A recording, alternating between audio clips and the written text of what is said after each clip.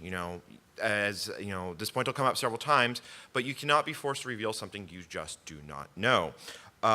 We can even apply that to the information itself. Snapchat for whistleblowing is, in fact, something you can do and make tips disappear after a period of time of inactivity.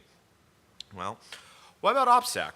Well, you know, you'd think that a lot of people would be willing, you know, who are willing to risk blowing the whistle is going to be able to, you know, research and do, you know, OPSEC. They may not be perfect, but, you know, that's not, you know, you'd think that that would be a decent place where you can start with your assumptions. And, you know, finally, you'd think you'd have a crack team of IT ninjas that would be helping to make sure that the platform is in tip-top shape at all times. Would you say, would, you know, show of hands, would you say that that's a pretty good place where to start? Okay, that's a surprisingly few number of hands. Okay, well, moving right along. Well, the fact of the matter is what I described is completely impractical. And we're going to dig into why it's completely impractical in a moment. So let's start by defining the problem. What is whistleblowing? Whistleblowing is the practice of informing on someone to putting a stop to something else. My notes just decided to disappear on me, and I don't have my slides. When people think of whistleblowing, they think of, you know, a lot of people think of revealing stuff to the media. You know, Pentagon Papers, Watergate, collateral murder. Those sorts of things are what a lot of people in the general public think when they think about whistleblowing. The truth of the matter, though, is it's actually kind of rare that whistleblowing like that goes mainstream. Hollywood's depiction at best is unrealistic about whistleblowing. Most whistleblowing is never known by the general public, you know, and a fair number of people in this room have probably been whistleblowers in some regard and have never considered it in such ways. You know, for example, all the following is a type of whistleblowing. For example, how's my driving? You know, it's a type of whistleblowing. OSHA violations, workplace, type of whistleblowing. Or my personal favorite, GPL violations. It's also a type of whistleblowing. Yep, and apologies. They are, you know, the fact is they all have things in common. One person is informing on another to try and stop bad behavior. The informant may or may not have to identify themselves and what they know to aid that. And if the whistleblower's identity is revealed, they can be open to retaliation. I mean, these are all low-stake environments. It's not all that likely, you know, someone's going to go out and hunt you down for revealing, you know, informing on any of this, but it's got the same basic characteristics at its heart. So let's talk about the types of whistleblowing. There are more than this, but these are essentially four main categories. The first, and the one that most people are familiar with, is investigative journalism. You also have cases of corporate compliance, where whistleblowing is done within an organization. Tax whistleblowing, because the IRS actually loves getting tips about these sort of things. And finally, you have anti-corruption, NGO, and watchdog organizations. And the needs and requirements of these organizations and what happens to an information when a tip is received drastically varies from type to type, which we will get into a little later. But before that, let's look at what's common in all that, and that's the whistleblower and their needs and requirements. Okay. The fact of the matter is your whistleblowers are not going to be OPSEC masters. In fact, they may be aware of Tor, they may have heard of it, but computer literacy may not be something they have. They may not even own a computer, and they may only have a smartphone. It's unrealistic that a whistleblower is going to be know anything beyond what the general public does, and it really becomes the responsibility of the platform to reduce informant risk in what can be charitably called less than ideal circumstances. So let's start building a more realistic system. Let's talk about the requirements. So, they need to be able to securely communicate with the with the platform, using encryption, TLS. But we cannot require that they have external dependencies. They're not going to be required to download GNU PG or Tor browser just to be able to use the platform, because a platform that is not accessible is not usable. They need to be able to use it in their own native language, because a lot of times a whistleblower may not be fluent in the dominant language of where they're living. And the platform needs to be able to protect him in less than ideal circumstances. Now, obviously this is a fairly generic list, but it's 4 basic points that need to be there just to have the start of a system. But information doesn't exist in a vacuum. What about the receiving organizations who get this information and have to act on it? Well, let's talk about the other side of the spectrum. Receiving organizations, I don't have a fancy definition for these like I did for whistleblowers, but they're basically any organization that receives sensitive information and acts on them. They often have unique legal challenges, political, technical barriers that you really don't see in a lot of other places. This is also true for cases where the receiver organization is a government agency, as well as privately owned ones, such as media organizations. And these are becoming more and more organizations are starting to get involved with whistleblowing.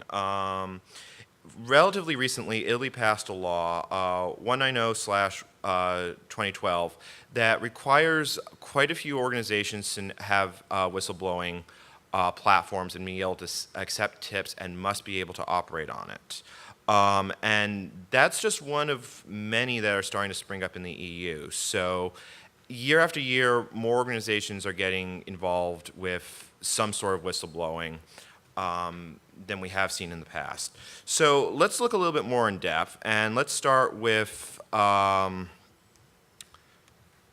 investigative journalism. Okay, so my slides are now advancing. Journalist organizations, they want to take a tip and they want to publish it as far as wide as possible. The journalists don't have direct political power. They can't change policy. They can't or wave a magic wand. But they do have something that most other organizations don't. They have a direct line into the public. So when they publish something, it's going to get in the hands of a lot of people very, very quickly. And it is essentially the whistleblowing equivalent of letting the genie out of the bottle. Once the information is out there, it can be acted upon and hopefully force policy change. Now, the interesting thing about investigative journalism is it's generally where we can use the best technological protections on both ends, but it's also where the greatest types of liabilities come into play. So it's an interesting case to look a little bit more in depth when we try and define system requirements about whistleblowing. And again, the protections for journalists and whistleblowers and this is in the United States, they generally fall under freedom of press laws and shield laws. Here, it's been defined by case law for the most part as applied to the First Amendment. And the two I'm going to talk about briefly is the New York Times versus the United States. And this was the very famous court case that came about as the Pentagon paper leaks. The long and short of it is that the publication of classified or sensitive information relating to government actions is protected free speech, except where such cases would cause grave and irreparable harm. So the government cannot apply prior restraint and censor the information or prevent it from being published. For leaks against private organizations, this falls under libel and defamation laws. The legal standard here is essentially if the publisher knew that at the time of publication that the information was either false or acted with reckless disregard, they are more or less immune. So what does this actually mean, though, as far as protections and security? Well, it means that journalistic organizations such as the New York Times, they're essentially bulletproof. As long as they stay within the very broad guidelines that I just outlined.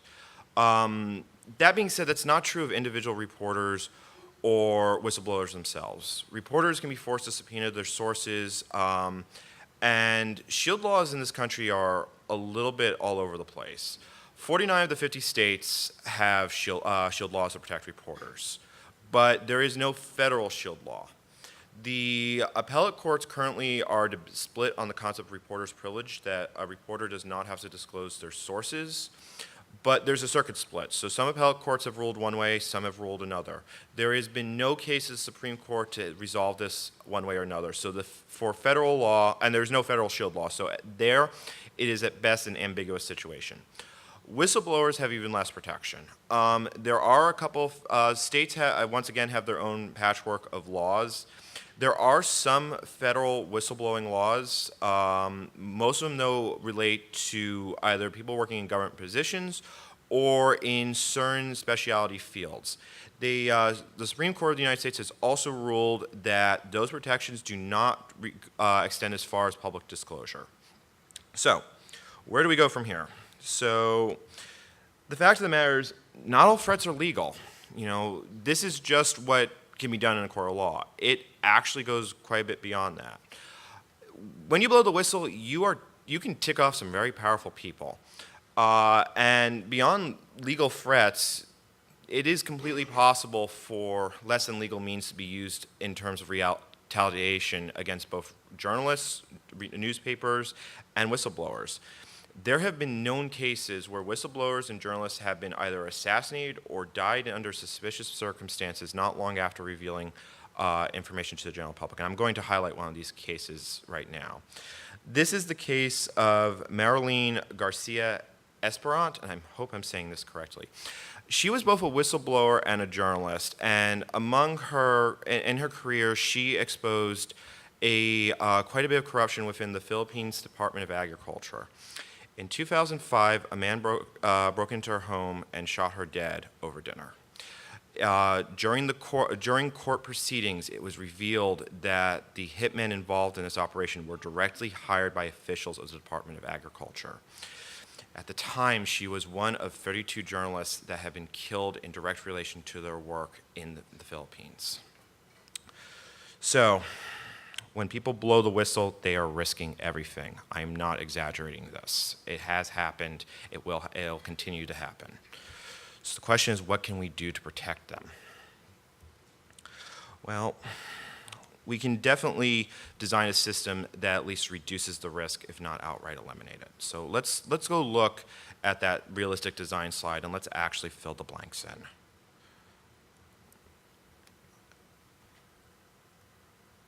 There we go. So we may not be able to mandate the use of Tor or another anonymization technologies, but we can still support them and make them first-class citizens in our ecosystem. We should make the best-case scenario completely viable if it can be done.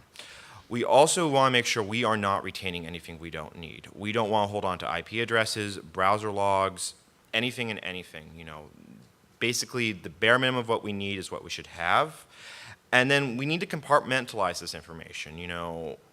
Journalists generally, a large newspaper is going to have a lot of journalists. Those journalists are going to have their own sets of informants. If the information is isolated, it prevents the information from spreading farther than it has to.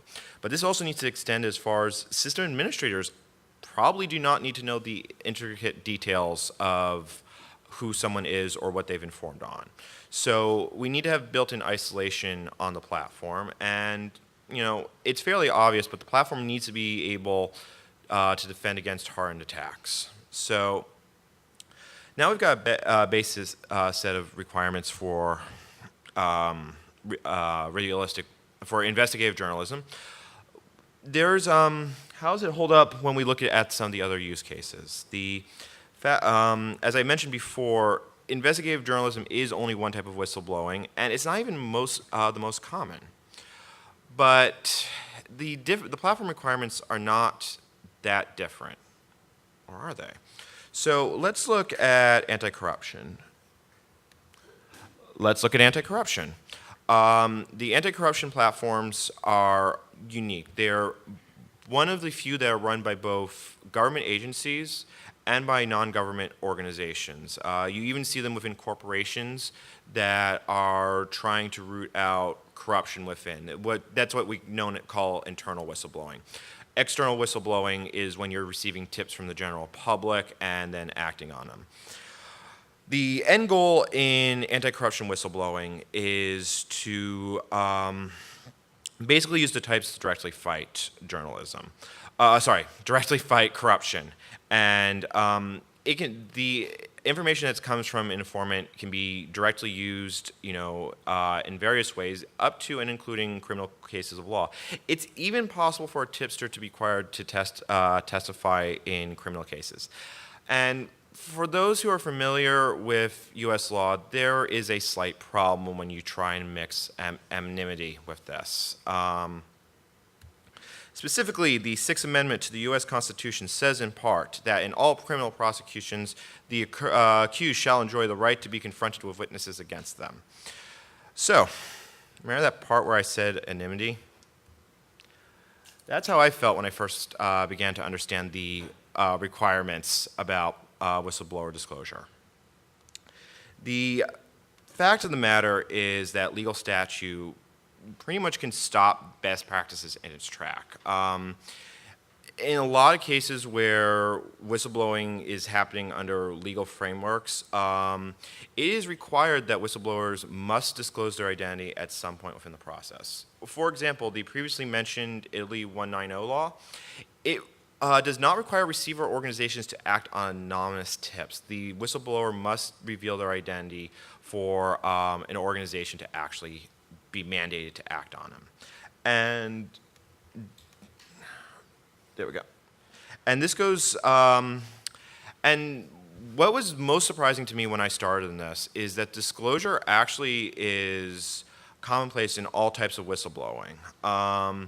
It exists for a few reasons. Sometimes it's to help build trust between a whistleblower and an informant.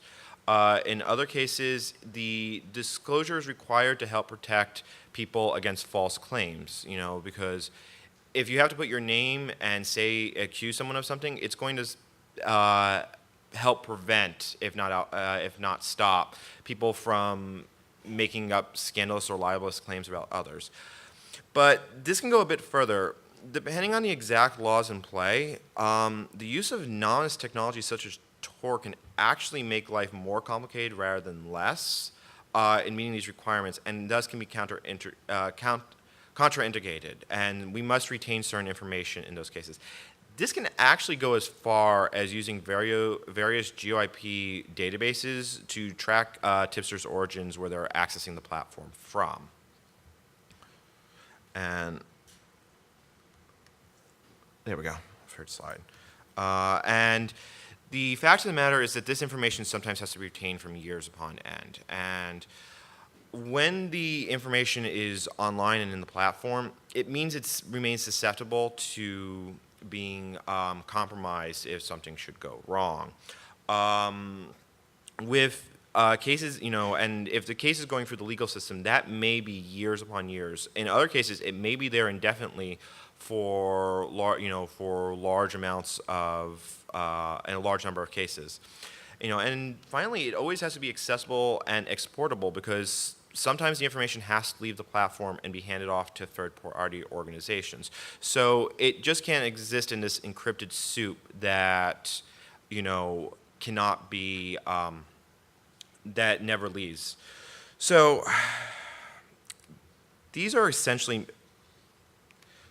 mutually exclusive goals. If we look at the previous slide where I laid out what investigative journalism and what anti-corruption requires, that's a lot of things we struck out there. And if we go back right to the beginning where I postulated the ideal system, there's only one point still going, and then I had a thought. Is this your IT department? And in which case, yeah. Now, this is not what I would call a rosy picture, but it's not as bad as it sounds. The fact of the matter is that I didn't choose these arbitrarily. These represent two extremes in whistleblowing. On one end, anti-corruption whistleblowing has some of the more stringent laws and requirements around it, while investigative journalism requires the most protection. But a lot of other cases fall in the middle. Like, for example, law enforcement agencies often can collect anonymous tips. And in that case, their platform is going to look a lot closer to what journalists are using than the anti-corruption cases are going to. Conversely, government tax whistleblowing, that's going to look pretty similar to anti-corruption whistleblowing. So the thing is that the one point that stayed in common through all this was the need for a strong and secure platform. And there we go.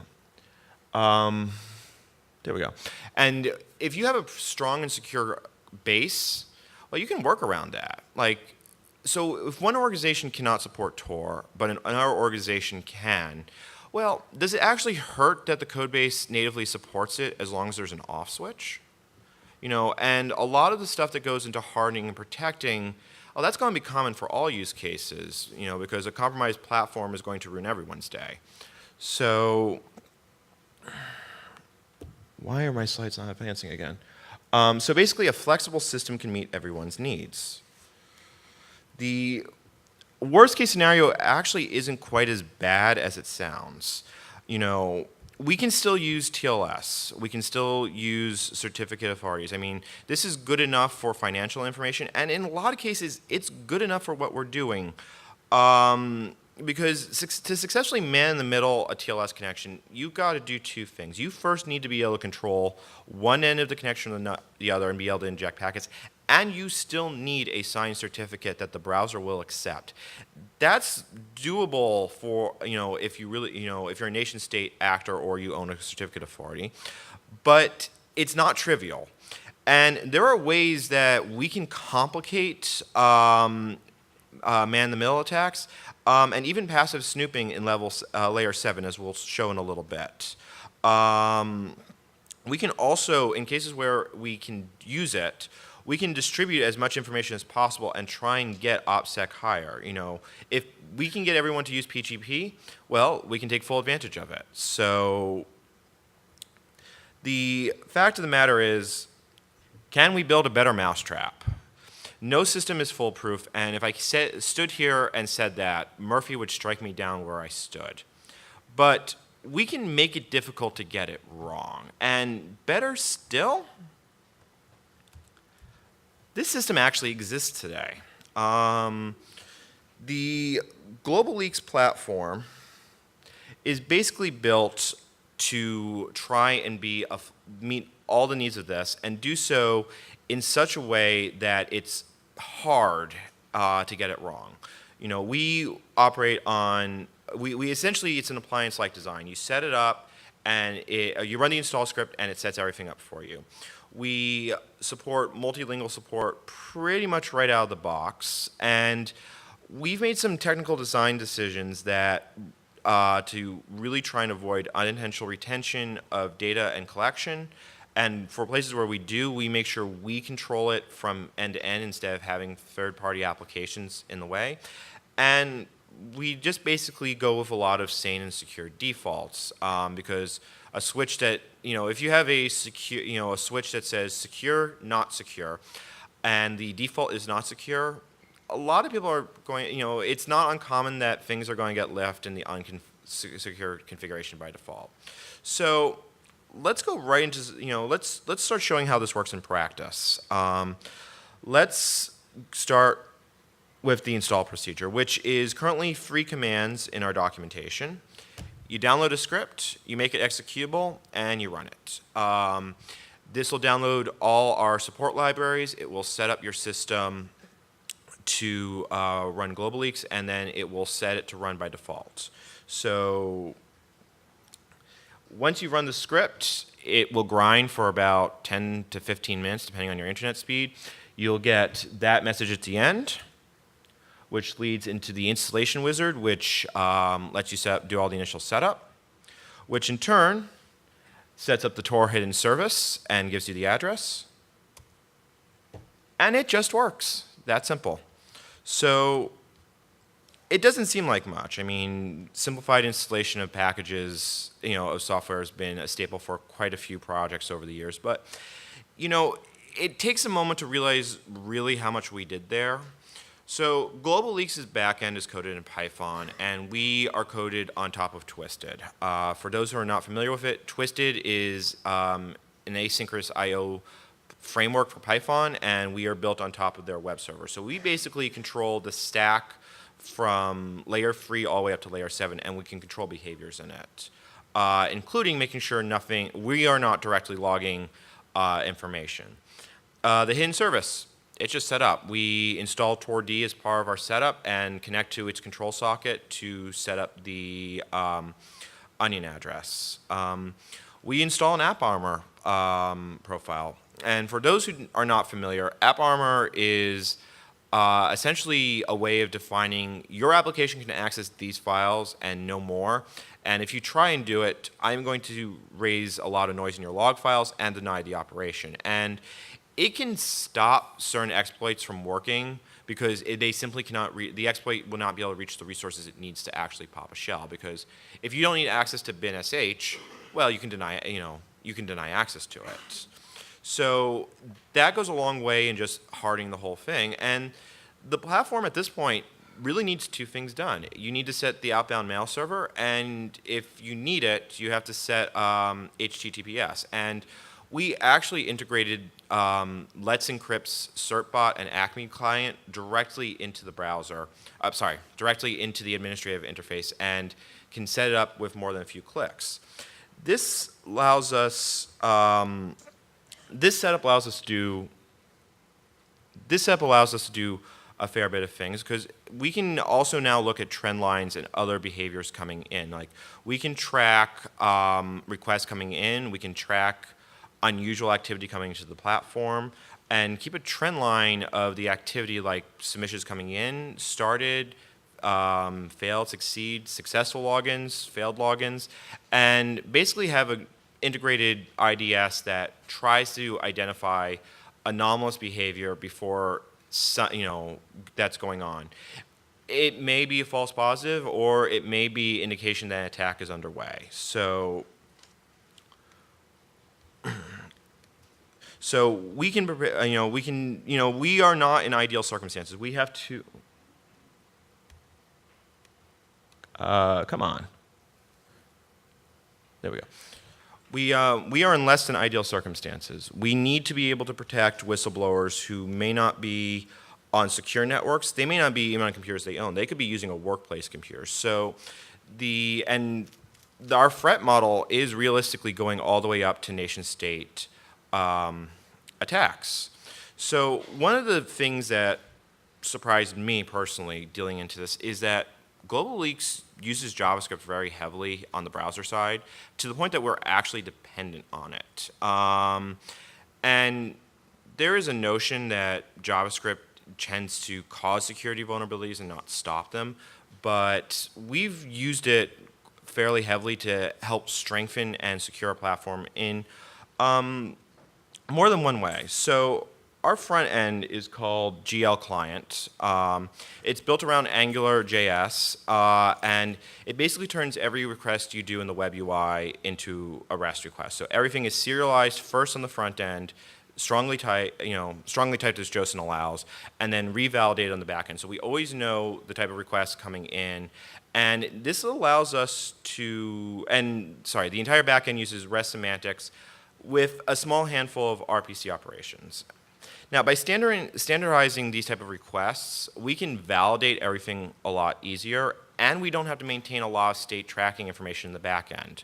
So the amount of moving parts on the server, which is the part that if compromised, a lot of people are going to have a bad day, the attack surface is drastically reduced by moving the complexity to the client. It also opens a very interesting possibility that we call browser crypto. And the reason for this is, at its heart, what is JavaScript? JavaScript is a programming language that is Turing complete. And if something is Turing complete, you can do all sorts of interesting things in it, like, I don't know, encrypt things against PGP public keys. So we prototyped this system, and we call it browser crypto. There is, in fact, an entire implementation of OpenPGP in JavaScript, uniquely, obviously enough, called openpgp.js. So if we are in a case where we can successfully use PGP and all the receivers have uploaded private keys, public keys, not private keys, we can expose those public keys to the whistleblower, and the whistleblower's computer can actually encrypt the information and send it over the wire in flight. That means nothing unencrypted ever hits our server. It goes end to end. So if the server is compromised, you get a bunch of encrypted files and messages. And if you can break PGP, well, the internet's going to have a bad day. So for the whistleblower, we can make life easy because every time we generate a submission, we generate a semi-random set of numbers. We can use that as a seed for a random number generator and use that to regenerate their private and public key and keep that in the browser, meaning that all ends of the conversation have encryption and we do not have to store the unencrypted things in flight. It's, or basically, we can, as long as the software is not compromised, you can make sure everything's, you can double encrypt stuff and make sure that the retention is encrypted on the hard drive of the server. So the one problem we ran into this entire system was prototyped and built, and it's not currently merged. We had some performance problems with it, but it's hopefully coming soon in the near future. And this is one of a few ways we've used JavaScript to try and tighten up the experience versus pushing it off to the side. Version 2, I'm not going to give an ETA, but it's very much in the drafting design and hopefully coming soon. So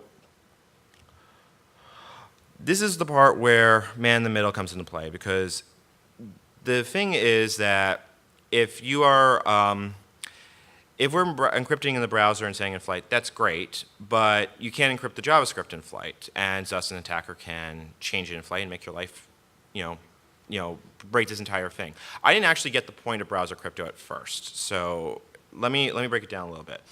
Man-in-the-middle attacks, if you've got active man-in-the-middle, you have won. There's no amount of protection we can do that can stop an active man-in-the-middle from, revealing information that it shouldn't. But same thing applies that if you can compromise either an informant's computer or a receiver's computer, you've also won. If you can do it to Tor traffic, you have made a lot of people sad.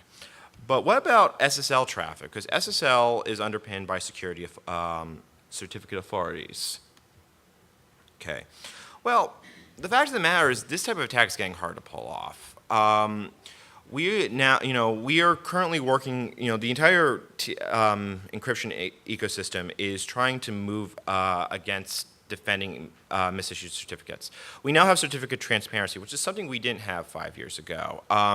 Basically, it allows every certificate ever issued for encryption to be publicly logged and audited, and it is becoming possible that you can mandate that the certificate is logged and exists before the connection will be allowed to go through.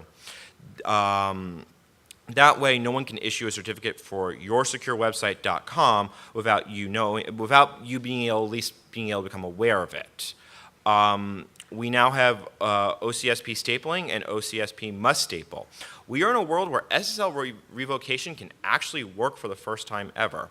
We now have HSTS, which now enforces and mandates the use of long-lasting encryption and helps to protect against stripping attacks.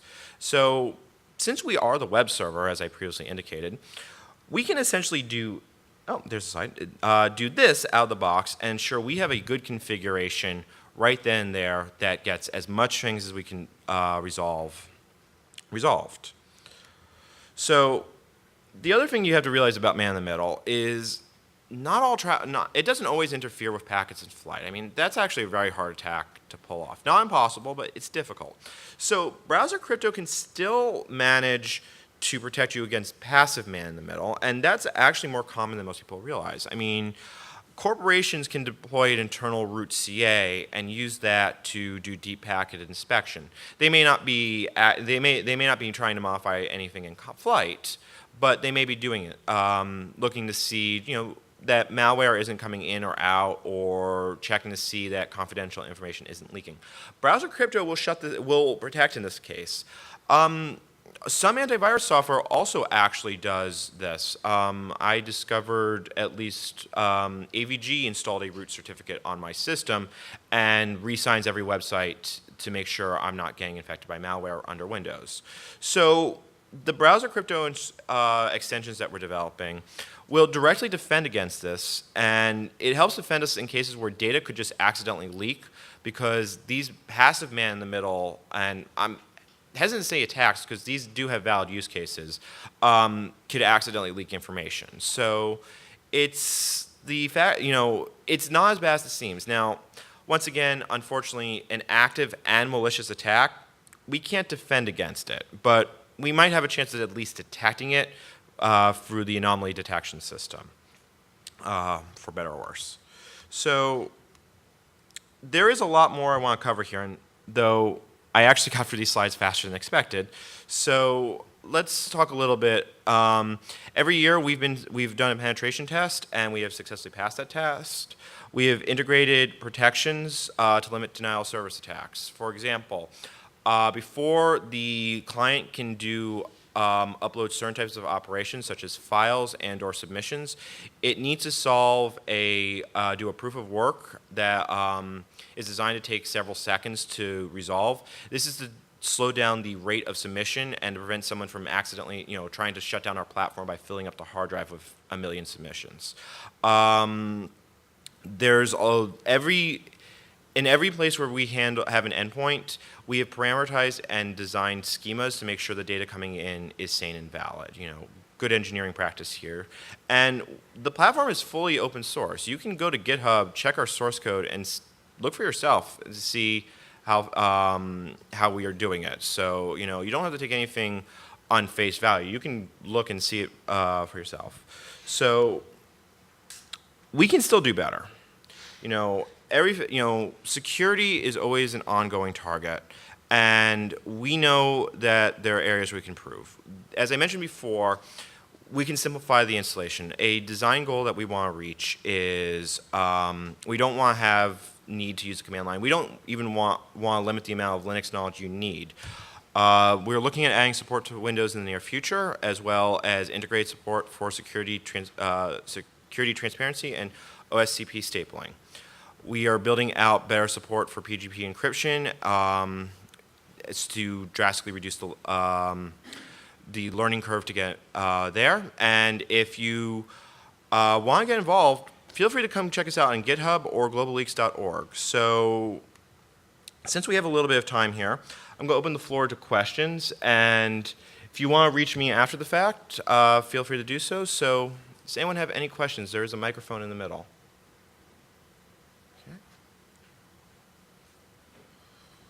So I was first introduced to GlobaLeaks around 2 years ago, and I was telling all my friends, oh, this is an amazing platform, and everyone was really mad because GlobaLeaks uses JavaScript. So do you think GlobaLeaks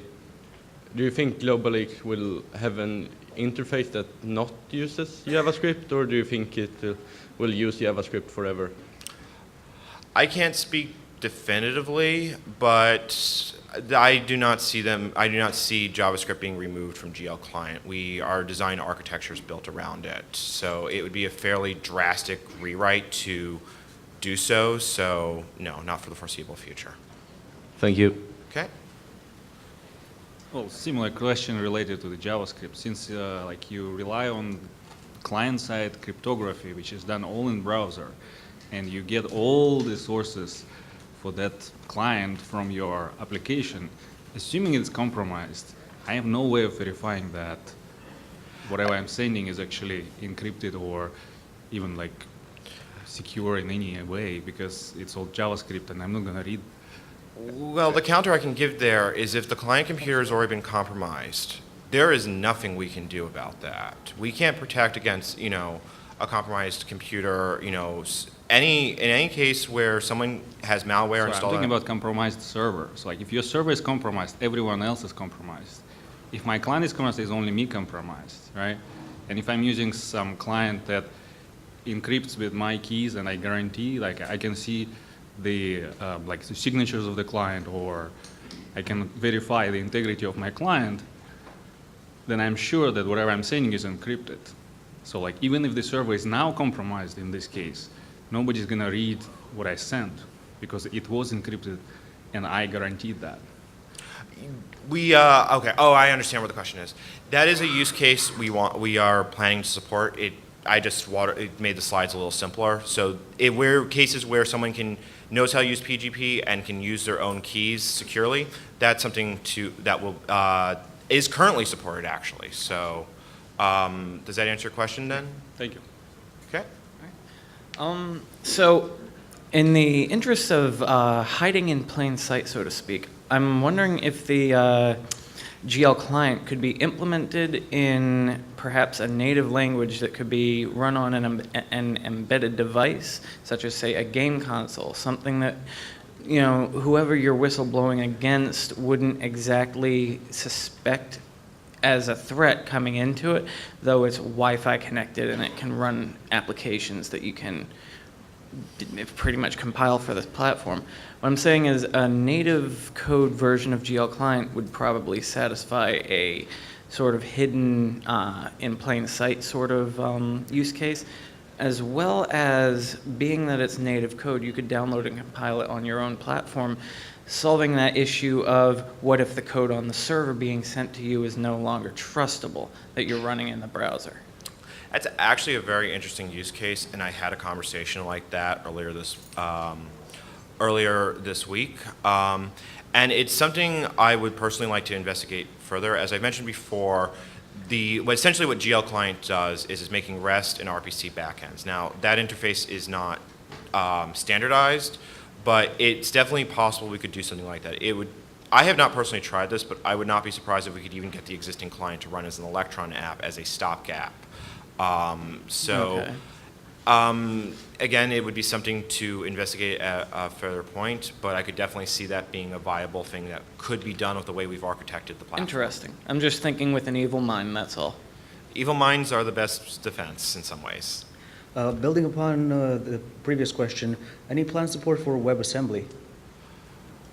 Not to my knowledge at this time, but I also will not rule it out. A lot of it is we do need to support some smartphones, and I am offhand not completely sure how prevalent support for WebAssembly is and so forth. I mean, we do most of our coding in CommonJS to try and keep platform compatibility as high as it can be.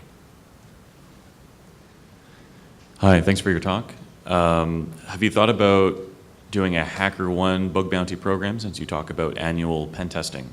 Maybe having a deployed version of GlobaLeaks so it can actively year-round be attacked by good faith hackers. That is a great idea. I will talk to the people that can make it happen. Thank you. Thank you. Okay. Any other questions? All right, thank you then. If any